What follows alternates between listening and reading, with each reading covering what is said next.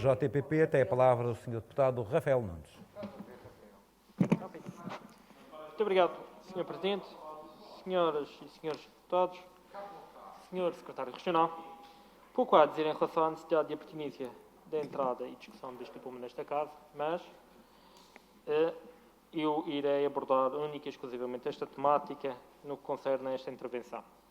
No fundo, esta traz-nos o Governo uma adaptação que vai ao encontro do plasmado no artigo 31 do Decreto-Lei, que lhe dá origem, e que prevê que os atos e procedimentos necessários à sua implementação deverá ser da competência das respectivas administrações regionais. Portanto, aqui é um tema relativamente pacífico. No fundo, esta adaptação legislativa que transpõe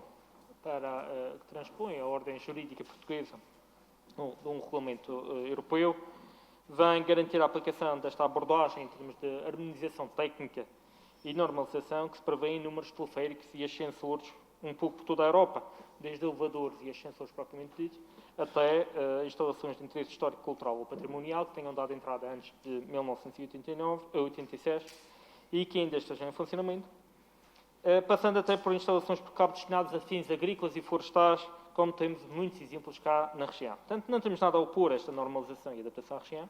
É um diploma que mantém o controle eficaz dos componentes de segurança, dos subsistemas, das instalações no seu conjunto, que garante as avaliações de conformidade, e isto é naturalmente positivo e ao qual nos associaremos. E nós conhecemos bem, e de uma forma muito próxima, a importância destas estruturas na região, quer do ponto de vista turístico, com a exploração das estruturas que permitem o usufruto da paisagem, como foi referido, bem como a própria deslocação dos turistas até, e temos o exemplo, por exemplo, do Jardim Botânico, temos o exemplo do Teleférico do Monte, entre outros, mas também temos exemplos de melhoria de mobilidade das populações, designadamente no desenvolvimento do ordenamento do território, no apoio direto à agricultura, como é o caso dos teleféricos das Sajãs.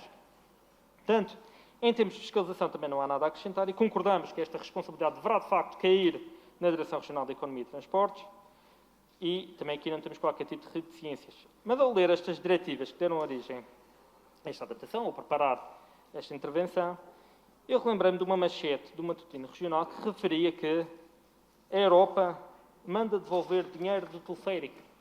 Portanto, uma manchete relativamente recente, ainda do ano passado, e que refere-se a um projeto investigado pela Justiça Europeia de um teleférico privado apoiado pelo Prodram, de um projeto aparentemente agrícola, digo eu porque ainda está em averiguações, que custou 3,2 milhões de euros, com mais de 480 mil euros de dinheiros com participação regional e que deu origem à abertura de um contencioso no âmbito da operação do teleférico, resultante da decisão administrativa da Comissão Europeia.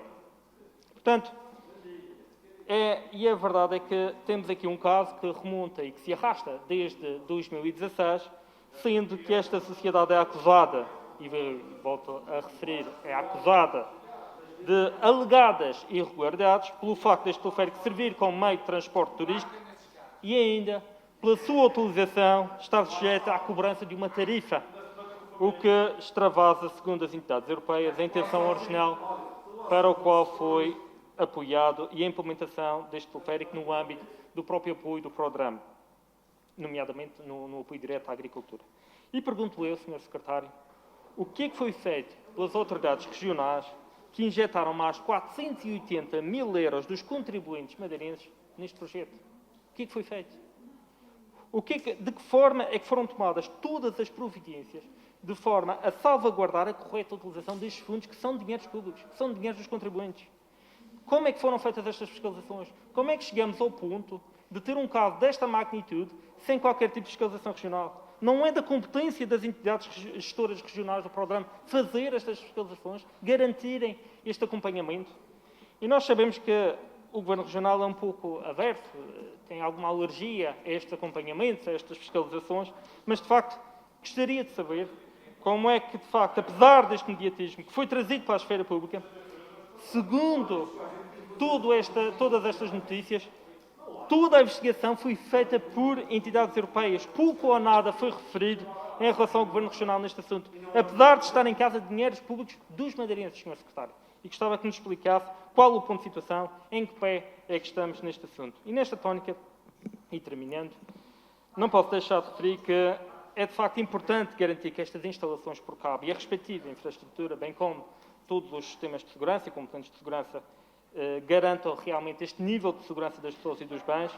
Aliás, como é também exigido em todos os Estados-membros, e neste aspecto não temos qualquer tipo de objeção a esta pretensão do Governo, mas é preciso ir mais além no que concerne à atuação governativa na fiscalização destas e de outras estruturas de apoio à população, com particular destaque ao setor primário, e é necessário que estas estruturas cumpram realmente a sua função, não estamos contra a construção destas estruturas, elas têm de existir, mas têm de cumprir a sua função, mas é de facto necessário que estas funções se limitem única e exclusivamente àquelas que realmente delas necessitam. Muito obrigado. Muito obrigado, Sr. Deputado.